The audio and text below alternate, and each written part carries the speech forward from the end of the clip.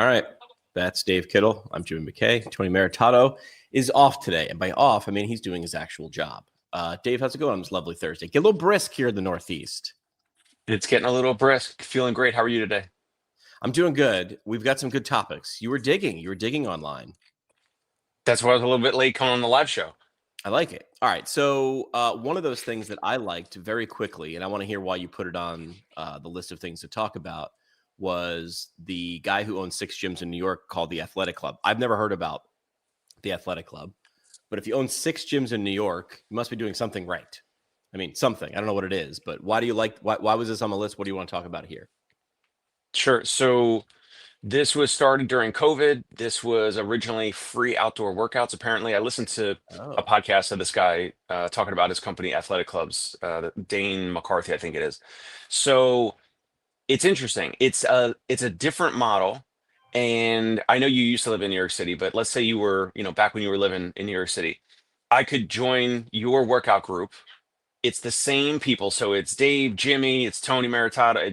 It's the same 6, 8, whatever, 10 people for, every Tuesday, Thursday at 5 p.m. or every Monday and Friday at 8 a.m., whatever it is. It's the same exact people, which is interesting because it's group fitness, but it's the same folks, not just like Orange Theory. Like every other place is different. Orange Theory, F45, any other hit class is like you have your own schedule, or you go whenever you want, or you don't.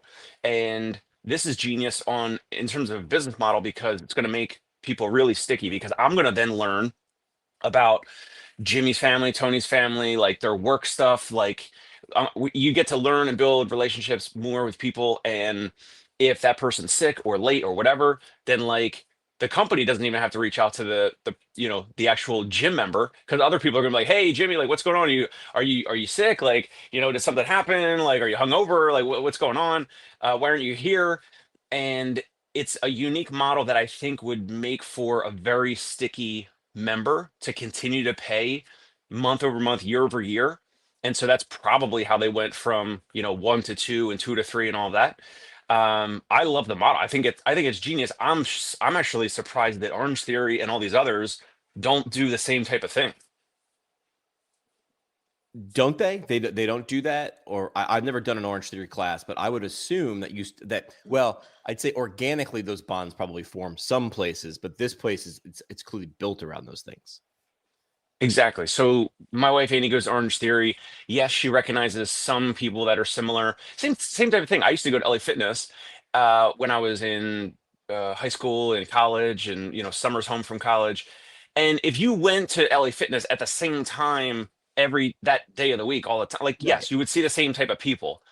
But sometimes you wouldn't, right? You would see other people or whatever. So it's kind of part of some people's gym experience, but it's kind of like a leisurely, like, oh, I saw that person here like 5 times. And then I might say to Jimmy, like, hey, like, what's up, man? Like, I like your shoes, or Yeah, yeah, like yeah. whatever. I like your iPod, whatever, whatever. Right. We spark up a conversation. Oh, can I jump in? Can we, can I Right. work in here and all that? So it just happens like building relationships at a regular gym or group fitness facility. It just takes longer for the members to meet each other. It's genius in terms of Yeah. having your members stay sticky. Then over time you roll that snowball down the mountain and it becomes an avalanche because your original members stay, and then you're marketing and you're getting new members. And also with this company, Athletic Clubs, Ann Malum, the founder of Solidcore, she sold Solidcore, raised a bunch of money, built out Solidcore to like 100 locations, something insane. And she sold Solidcore for like 80, $90 million. She invested in this guy Dane's company called Athletic Club. So they've been friends or whatever.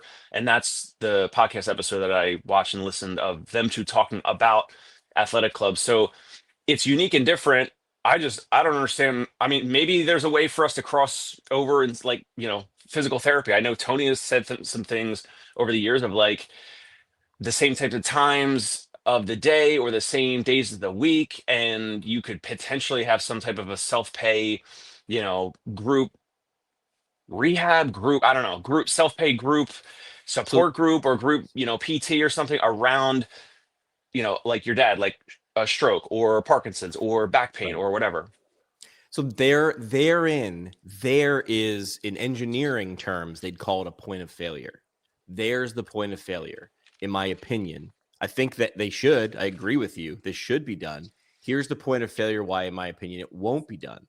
Because medical, if you break down the word, if you use the Latin roots, I'm only kidding. I have no idea what the Latin roots are medical. Although I did take that in but that also means hyper personalized, or I should say it feels everything needs to be, we go back to this term that gets thrown on our profession a lot, one-on-one and custom. And I would push back and I go, well, generally, right, we learned in school someone with this condition needs generally these things. I'm not saying that there's not nuance, but I think as soon as you cross over to healthcare and then group, that's where those things kind of, they butt heads. Organizations have done what this guy at Athletic Club is doing successfully before. The first one I experienced was the Team in Training. Are you familiar with Team in Training from the Leukemia and Lymphoma Society? No. I want to run the New York City Marathon, but it's a lottery to get in, and I don't really know what I'm doing. Leukemia and Lymphoma Society comes along. They talk to the marathon. They said, give us 100 entries. We're going to go essentially raffle them for charity. Jimmy comes along and goes, I want to do the marathon. Leukemia and Lymphoma Society says, I can get you in. Just fundraise $2,000 for me for Leukemia and Lymphoma Society research. And we'll give you a coach, which is mostly a volunteer. So I have to show up on Saturdays at the National Mall and do my long run of the week with these strangers on week 1. And by week 11, we're texting each other and we're hanging out. So it's embedded in the thing. And then on race day, so Leukemia and Lymphoma Society said, how can I turn these yahoos who are all across the area, who have nothing in common other than they'd like to accomplish something? How could I help them accomplish that, ... and raise some funds? It's the same thing with this business. I mean, that's really, you're going to the gym to get healthy, but there is an aspect, we're all humans.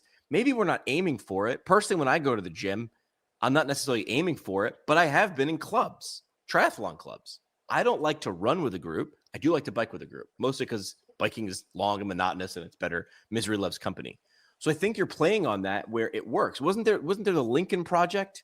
Wasn't that a workout club too? They started working out, I think, during COVID, mass outdoor workouts in the spring and summer of 2020 and I think 2021. Same concept. But this guy now has 6 locations. So he has jumped. He has jumped from, we're just this loose hangout social movement, and now they are brick and mortar.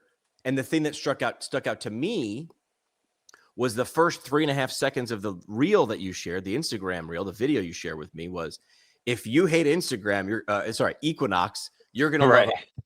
And Equinox, if you don't know, their angle is, we are the bougiest of bougie gyms in New York City, and our towels smell of lavender and they are as soft as clouds. And we are, I don't even know what Equinox cost. I'll Google it in a second when I let you talk after going on a rant for 5 minutes, but like, not cheap. Wherever they are, not cheap. So these guys, essentially, I love the positioning is like, if you like that, you're going to hate us because we are not that. And my ears perk up because I'm like, dude, I would never go to an Equinox personally. Yeah, and I just love the video that he posted, the one that I share with you guys of like, hey, if you love Equinox, like you're gonna hate us. Yes. And if you want all these amenities like a big locker room and like a ton of squat racks and a ton of cardio machines to choose from and space and I don't know, perfect professional lighting and whatever. I don't know what else are there, pools and saunas and things like that in an Equinox. Like what are other like kind of like health and wellness services? Like if you I've want that never type been of allowed. stuff, you're not for us. Like you should go there. But if you're looking for, and I forget what he says, but if you're looking for, I don't know, deeper relationships, more accountability, that's the thing that's also super interesting with the whole business model. You can sign up for Orange Theory and you can pick like either you could do unlimited, you could do, you could do 4 classes a month, you could do 8 classes a month, right? So you could do 1 class a week or 2 classes a week. But if you don't book a workout, at some point, maybe you get like an automated email, probably not. If you don't go to a workout, but you're paying Orange Theory, or if you're paying LA Fitness, or if you're paying Equinox, no one's coming for you. They don't care. They're going to just keep taking your money, just like Planet For the Fitness. business People that model. sign up for, yeah, it's a bit their business model. You sign up for Planet Fitness, it's wildly popular. 90 something percent of people do not even go to Planet Fitness because it's so cheap. It's $10 a month. And I think Alex Hormozy said 92 or some crazy number, like 92% or 90 something percent of people that sign up for Planet Fitness do not go to a Planet Fitness, which is bonkers. Now, this is the opposite. This is like, you have to come, otherwise they'll probably kick you out, because the intention is to actually come and build rapport, be in the group, build like that camaraderie, almost like a team sport kind of thing, like, high school sports, college sports type of thing. And along the way, you get the accountability, you get kind of like that peer pressure of like, oh, I need to show up, I need to like not stay out late, or I need to get up early and make sure I get there on time.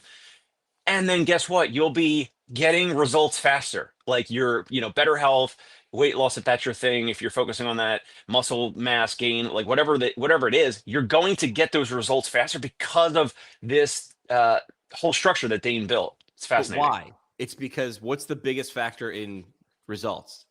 Accountability. But the accountability breeds you showing up, consistency.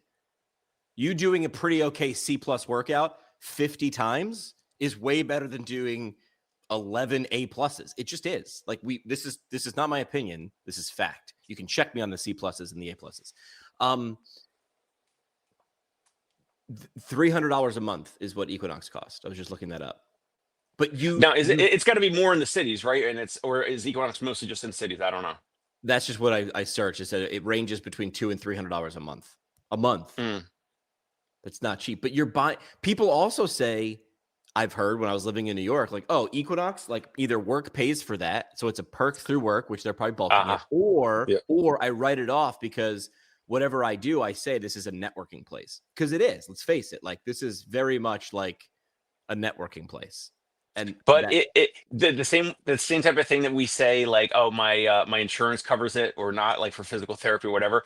If your whoever's work if your work pays for Equinox, you're paying for it somehow, right? You're correct. paying with your time being with that company or whatever. Even if it's complete I'll take the extra. 100%. I'll take the extra $300 a month in my check, and I'll put a squat rack in my basement. That's what I would do. I mean, but I Right, but get the company's going to say no. We're not going to give you $300 extra. It's correct. either you get a free membership, because they probably get volume-based discounts or something. Anyway. So what do you think the real hangup is? Was I right? Like as soon as it becomes medical, saying group makes us feel like we're not specific and we're not laser focused on the person in front of us. But like all the research and a lot of things that I pay attention to have said like, hey, yeah, getting people to show up is the biggest hurdle. Showing up and completing a plan of care. Looks like group activities lead to, I mean, I would need someone to prove this. This is my feelings, my hopes, and my dreams. Group activities feel like when you sign up, you complete that group activity because of this social construct. Are we ever going to do that? And would it be successful? The challenge is again, it just goes against the norm of like what every physical therapy practice has always done, which is we're going to treat everyone one on one. They get an assessment, they get an evaluation, they get a But treatment plan, a game plan. couldn't you do both? Couldn't you? Yes, you get an evaluation. I am now saying that you are appropriate for this class instead of I have these 3 classes based on your evaluation, your personalized evaluation, one-on-one with Dr. Dave. You're going to be in our number 2 class with a goal to maybe work up to our number 1 class in 6 months. And then there's periodic, hey, number 1, in case of fire, break glass. If there's ever an issue, I'm right here and you talk to me. And then along the way, there's these check-ins. Hey, like every 3 months or month, whatever, you build it into the cake that there's another evaluation, right? We do that. That's called a reevaluation. So there's some that do this, like Reload Physical Therapy, like Dr. Ryan Chow here in the city, and there's some other practices that Doesn't do. Rocksteady do it too? Rocksteady, that's whole thing, right? Like Parkinson's Well, and the yeah, box. Rocksteady is all group, boxing, typically kind of formulated around folks with Parkinson's. But I don't like that. Like Rocksteady is just the group fitness boxing. I don't think any physical therapist. I mean, they might be involved in terms of They some are. instructors, but it was meant to just be like a workout class for Yeah. punching and for rotation and all that for folks with Parkinson's. I don't know. There's just not enough. There's not enough practices doing this, and there's always that great virtuous cycle of like if you have folks in a group fitness class that happen to be in a physical therapy office, once some of them get banged up, dinged up, they get some new episode, they wake up with neck pain, whatever it is, they can immediately like schedule that day for like a different. They could go into the fitness class, but then they could also say, "Hey, my neck is painful when I get up out of bed or whatever, or while sleeping." I could schedule an evaluation, maybe continue in the group fitness class, go through physical therapy, get treated, feel better, get right back into the group fitness class, and both are there to feed each other. I don't know why more practices don't do Well, it. this is why practices open in gyms, right? Or next to a gym or embedded in a gym. Yep. So it's like it's yin or yang or yan or ying, right? Like it's a gym in a PT clinic or a PT clinic in a gym. I think the average person doesn't understand the difference. Although I think they understand what a gym looks like better than a PT clinic. It's like, I don't know, rubber bands and Bosu balls in a PT clinic and then heavy stuff in a gym. And I would venture a guess that most PTs would say, like, yeah, we're all that, but we're not. Like, we are a separate thing. And I think that's, I don't know, that feels like a limitation to me. So this guy's doing well because he builds in social bonds. I would love to hear from someone doing this already. And you mentioned a couple people doing this already. I know I've talked about her before. I'll get her to come on the show, but my friend Megan Brown has nothing on her website about physical therapy. She runs a Pilates studio, Pilates and yoga, in one of the most competitive zip codes in the country, one of the most expensive zip codes of the country, Alexandria, Virginia. And she's doing group Pilates, but she's doing it with the eye of a PT, and she's getting people of all sorts of activity types who show up regularly with this, not as formal, but like these bonds occur, and you feel that. I don't know how many people feel bummed out if they missed their PT appointment, but if I missed a group bike ride when I was training for a race, I did feel like I let someone down. And that's simple to build in, but not easy to build in. You need to create a community, where I think most PT clinics are worried about their EHR and credentialing than they are worried about community, because that's the system they work in. I'm not poo-pooing either side. I'm saying it's a great idea, but it's not easy to accomplish right off the bat. Yeah. So in terms of pricing, I'm trying to find the pricing for, so, and the website is the-athletic-clubs.com.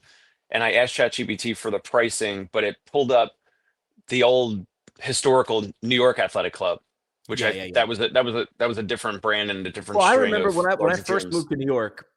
When I first moved to New York as an adult, I was like, I need a gym, and let's look at gym prices in New York. And it really was like low, medium, high. And it was like New York Athletic Clubs was like, I think on the lower end. Equinox was the high end, and I lucked out because I had a JCC, I had a Jewish community center in my neighborhood. Like I didn't even like telling people about it, because I was like, don't ruin this little secret for me. It was, in my opinion, as good as Equinox. And never full. I wouldn't say never full, but yeah, definitely So, not like busting at the gills. But it had a pool. That was the thing. I was a swimmer, so I was like, I needed to have a pool. And there was like one New York Athletic Club that had a pool, and I had to go like 30 blocks. So people were like, "Where do you work out?" I'm like, I'd never like to tell them, because it was the best kept secret in New York for me. It was the JCC on the Upper West Side, 75th or something like that. The pool overlooked Central Park. beautiful. Like I'd be breathing between sets and like looking at Central Park. That was I didn't like telling people that, because it was a gold mine. I Which don't know. was that the one on the west side? West Side, 75th. Yeah. Yep, beautiful building. Yeah, awesome. Don't go there, because I don't want to ruin it for the other people. It was awesome. Is this the future? I don't know, man. I graduated in 2016, almost 10 years ago, and I feel like this would make business. Take off your PT hat. Would this make business sense if you had a brick and mortar clinic? This whole group fitness dynamic. Like, wouldn't this be good to like beta test or like intrapreneur and say, okay, for the next 12 months, you over there in the corner, your job is to get one group of 5 people to show up 5 times, and see how many times you can do that. And what are the elements that you have to play with? None of the elements have to do with anatomy or physiology. Everything has to do with psychology. And if we're going to engineer it, I think the first thing you say, so with athletic clubs, it's like you and I, or whoever the group, we would work out like the same time every Tuesday, Thursday, or the same time every Monday, Wednesday. So yes, Yeah. if you had like if your physical therapy office, if you had, 5 to 10 patients that you're trying to, launch this, you say to them like you have to come. Like they're, unless you're sick or whatever, you're not feeling well, ill, whatever, of course. But the intention is like you're going to get text messages from every other group member like saying where are you, what's going on, or whatever, like why are you sick, or are you sleeping in, or why are you being lazy or whatever, I mean, and getting that like group accountability. I think if you started with that and you said it's the same people every single time, and you kind of build it around that, I think that's literally, I think this is how Dane started it. It was like free workouts outside during COVID, right. and then they eventually tightened it up in terms of like, I don't know, the brick and mortar first, or it was the squads out, outside. It was the same people that came, every day and time, same time and every day, the same day of every week. And then they moved into brick and mortar. I'm not sure which one came first there, but either way, like it seems like it makes it super sticky. So for any physical therapy practice that wants to add this, why wouldn't you say, yeah, you take 5 of your most, avid patients, clients that want to have the accountability and I feel, relationship building in your office, boom, that's how you do it. I want to flesh this out, but I want to find a psychologist because I think we have the fitness aspect down and we know what the result wants to be. It's the how do we get there that's the problem. You mentioned the word sticky. Did you ever read the book by the Heath brothers, Made to Stick? No. Essentially, it's a marketing book, but it explains why some things stick around and why some things don't, why people grab onto things and why people don't. I think it's exactly that. You have to make this sticky. And I think there are things you can do on purpose, thoughtfully, that you can bake into the cake, right? My cake analogy is like if you forget to put sugar in the cake batter and you were called for a cup of sugar, you bake the cake, you pull it out of the oven, you realize you forgot the sugar. You could put 10 times the amount of sugar on top of the cake. Cake's still going to taste like crap. You have to bake it in there from the beginning. So some gamification things I think would be good. If you tell me we're going to work out forever, that's hard to get involved. If you tell me that the goal is general fitness, I feel like that's hard. Everything I've ever done has been around a marathon or a triathlon. It's a thing. I know exactly what the event is going to be. I know I sort of like it or I want to achieve it. I know the time and date. I know how long between now and then. It feels digestible. It feels like I'm signing up for this, what, forever? It's ambiguous. What does that also sound like? Physical therapy. How long do I do this? Well, got to move. I have to do these exercises forever. I have to do these. How many times have you heard that question? Do I have to do these exercises forever? And you're sort of like, meh, you sound like Jay Leno. Kind of, yeah, kind of. I mean, yeah. If you want to stay away from this back pain that got you here in the first place, and you Right. want to also But live that's the healthier, sleep thing. better.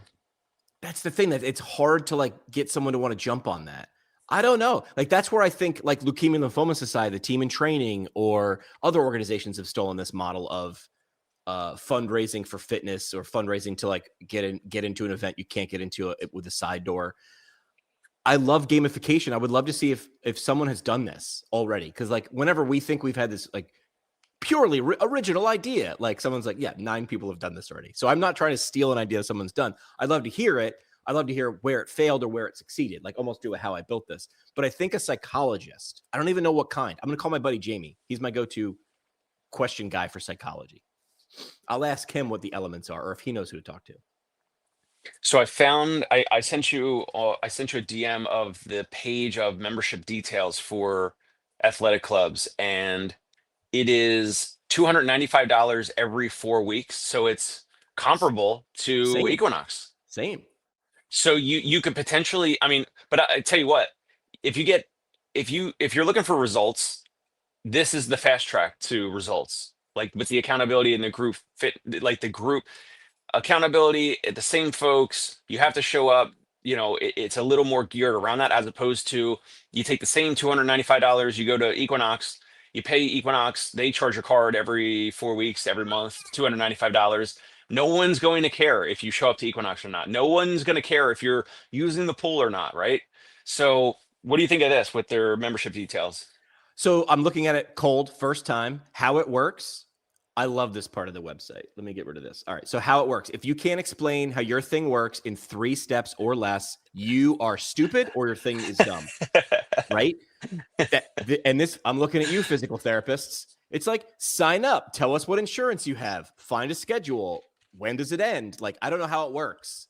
So how it works, you choose a location. And I would love if they had their locations like right there, but they don't. They are at the bottom. He doesn't have 6 gyms in New York. Looks like he's got 8 now. So that's a difference. So he's opening up. So how it works, choose a location, find your squad. That's a cool element. That's people-based and not a thing-based. And then start training. And it's unique. This is unique to them, the word Correct. squad. So I like everything about the how it works session of the website. Chef's kiss. Here's what I don't love. What's included: squad training, run club, and coaching specific. These are all features, not benefits. I would love for them to talk about benefits. Do you understand what I mean? Like squad training 2 times a week. I'd love to hear the fact that it's like, I just have to show up and someone's going to like show me what to do with people that are like me. Like, figure out a way to say that cleanly. So I think that this is a features list and not a benefits list. So I would give this like a B-. This what's included: squad training 2 times a week, specific and personal coaching, regular check-ins. Okay. So there's that reevaluation part of what a physical therapist could do with this. Squad WhatsApp support group, community events and groups, and additional classes Friday through Sunday, because they're offering Monday, Wednesday, Tuesday, Thursday, just like Dave suggested. So I'd give this a B-. I'd love to talk more about the benefits and less about the features, but I get it, because then they follow with this: membership details. It's not that I don't like talking about features in a list. I like that too. I like how they did this. But if you're going to give me a list of features, give me some benefits above that to lead me to the features. Give me the what, then the how. And this is a very clear list of how. So yeah, like you said, $295 a month. Each little squad, Tay and her squad, is just 20 people or less. So I see I'm in a little bit of group. Listen, I can commit to 2 days a week. That feels very tangible. It's not just every day. I can commit to Monday, Wednesday because my schedule works around that. Dude, how long are these things? Spells it out. 55 minutes, right? Lets me know what training style it is. There is run athletic training plans eventually. So this is time of day. It shows, oh, look at that. That's weird. Time of day on their website. It's in white text on white. So it's morning and evening. I don't know if that's on purpose. They might want to get on that because that's creepy. Yeah, I'm not sure why that is, but so, yeah. I mean, this idea, you, as a physical therapist, like, we didn't mean this to be a steal this strategy session, but why wouldn't you steal this? Like, steal this exact thing. Be open about it. We're doing this exact thing, except you get someone who has a degree in physical therapy to do that. Like, why wouldn't you just steal exactly this? I think it's ego. And another great idea for this physical therapy practice that's watching to potentially implement this, you could also have, depending on your hours of operation, you could have a morning class before you open. You could have an evening class after you close, treatment hours, patient hours. And those hours of operation are typically generating $0 for your practice. And then the morning and the evening class of this version in a physical therapy office could now be generating whatever dollars, and all that would be not straight profit. There's maybe some overhead of like the instructor or some of no. admin. So let's spitball this. I already thought of that because I knew where Dave was going. Dave owns let's just switch it. Dave owns a brick and mortar clinic now in New York City. He's thinking like, hey, maybe I could make more money just having one. All right, we're going to do classes just like you said, before working hours. We'll say before 8 a.m. So it's going to be 7 to 8. And then you close at 6, it's going to be 6 to 7. Dave, how many PTs do you have right now at Concierge Pain Relief? 5. Okay. You have to pick one to host the morning and one to host the evening. You don't have to say their names, but put them in your mind. Their first objection is going to be like, hold on a minute, now I got to do this. But they're interested. You're going to say, my suggestion, I'm going to rev split this with you. It's a beta test. I have a baby. And I had other stuff to do. So Dave's not doing this. I ain't doing it. I'm not doing it. Yeah. But you're going to do it for 6 months, and I'm going to rev split this with you 50-50. Would you do that? Would you rev split this with your clinician after costs? Sure, why not? It's just extra cream.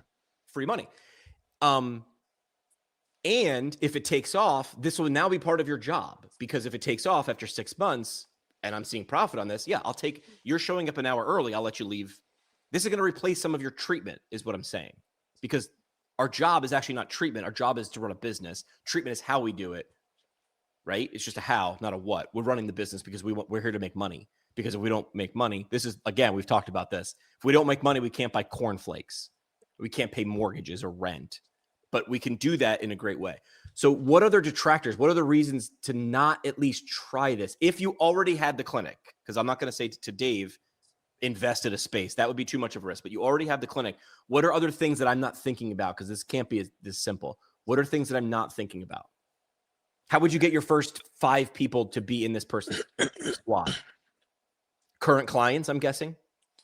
Current patients, current clients. It might help if you grabbed, 3, 4, 5 of them, ask them to, speak or say, hey, well, I don't know, we'll pay you for your time, or can we have like a meeting? Can I pitch you something? Maybe it's just impromptu. Maybe it's like, Oh, I hey, would do it impromptu. you three that happen to be here, right? I have an idea, and each of you kind of mention like you love coming, you love the, I don't know, the accountability of like a schedule and someone, booking appointments, and you like that this is on your calendar. You said that you look forward to coming here, you like the atmosphere, you like the culture, whatever. So you have to kind of self-select like who is kind of already a person that's kind of eager for your service, the core physical therapy service. And then, assuming maybe in the beginning, like you might want to have some folks that like they already kind of get along, right? So like folks that are doing their exercises and being, they're treated in the office, they've already maybe met each other, they said hello, whatever. You get those folks together, and that would be your first maybe 3 to 5 You members or to test this. you have intimate knowledge about these person's physical capabilities, and because that thing we love to tout so much, we spend so much time. I know more about my patients than some of their family members do. And they trust you. They know, like, and trust you. Hey, we've got this thing that we're going on, and I feel like you might be a good fit. You're pitching this. Listen, I'll let you do it for $1 for the first month. $1 for the first month. The goal is to do it in 3-month increments, right? I say you recruit internally first, and then you use them to recruit, because friends like friends. After they do it and they like it, make them do it and like it first. I think the mistake is, got any friends? Got any friends? Too soon. Red flag, too soon. And absolutely a great idea to charge them even more than $1 potentially. Right. Charge them up front. Charge them up front before it even starts, because if everyone says no, like something's wrong. Either your messaging, you pitched incorrectly, or it's just something that your consumers, your clients may not want, or again, or you didn't phrase it properly or well enough or whatever. When I threw Party with a Purpose, was a charity party at CSM 2 years ago, someone said, how'd you design this? I said, I threw a party that I would actually want to pay $200 to go to. I would pull $200 cash out and go, I'm going to get enough liquor, dancing, vibe, food out of this to take my money. I think if you design, this is where I say, don't design it for anybody else except for yourself. So you talk to somebody on your staff who's a runner, and you go, what would be the dopest, no holds barred, the dopest run club that you've ever done? We're going to do that. It doesn't need to cost. It doesn't need to be $1,000. It doesn't need to be something that you throw a ton of money at. People can get that already. They have Amazon. They have Spotify. We have Google and AI. We have access to all the information, all the products at our fingertips all the time. The thing we ironically don't have is connection to real humans. It's so dumb, but it's simple. And to expand off of the connection to real humans, squad workouts here, 55 minutes plus 15 minutes for coffee. We finish every workout with coffee and a bit of banter. So get it. You're building community. You're 15 minutes or so, 5 minutes, 10 minutes, whatever, 20 minutes of even more of the relationship building, even more of the integration of members to each other. Dude. And building that sticky group where they never leave. They continue, because they're getting benefits, because they're getting physical benefits, but then they might also be getting emotional benefits because of learning about other neighbors and colleagues and friends, and oh, you work at that company, I used to work there, or oh, you that type of role, I I work in that type of role, but in a different company or whatever. Or you live in, you live over this neighborhood. I live, we live nearby. We're close by, or I have a friend in that building, whatever. So you there's the relationship component to this that is just beyond genius. It's also internal. Here, I am someone different than just the guy at the office. I'm different than mom at home. Like here, I'm an athlete. It's very different. So I went from being a competitor, a fundraiser and a competitor for Team in Training. That's why I speak so highly of them. I used to cheat though. I worked for a radio station, dude. I was done with my fundraising in like 3 days. Like it was awesome. I was like, I'll get into these races. I'll give you airtime for 5 days on my show. Here's the link to the website, and I'd raise all this money. I wound up being a coach. When I got into PT school, my professor, Sky Donovan, was one of the run coaches in DC. She's like, oh, I see you have a shirt with Team in Training. And I was like, yeah. She's like, come be a coach. I'm like, okay. And I saw how devastatingly simple it was to create a team. You have to act like it is a team first. You can't wait for the team members to like come up with how the workouts or how the team's going to operate. You also can't demand it. Like you essentially have to set it up, and then within these bounds, listen, we expect you to be running. These are the 3 runs. We're going to map out for you 3 runs a week from where you are. And then we're going to get together one group, long run together. We picked dope locations. We'd run on the National Mall. We'd run on these cool trails in DC, like build it into the cake. What's the kind of workout I'd want to do? I want to go cool places. I don't want to run in a dump. Like, great, send me out to the National Mall. We're going to go run out, on the point near the airport with stunning views of the Potomac. Build it in there, but only a runner would know that. That's what happens when you put a non-runner in charge of a run club or a non-fitness professional in front of a fitness class. So this needs the right elements of the cake the whole time, in my opinion. But if you do it, I don't know. A buddy of mine I just saw online, he started a run club at a clinic right down the street. Brilliant. Maybe I'll check in with him in a couple of months to see if it's still going. Cause I see a lot of people start these and then they fade because it's simple to do, but not easy. Cause you're cultivating culture. You're cultivating experience. And we think we set that up and then we just let it run on itself.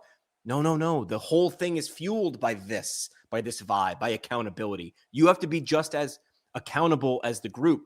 We used to say in radio, if you want someone to feel the emotion of an 8 out of 10, you have to give them a 15. That's why like Broadway actors are like over the top. Yeah, they got to make you feel it in the back row. That same concept is delivered here as well.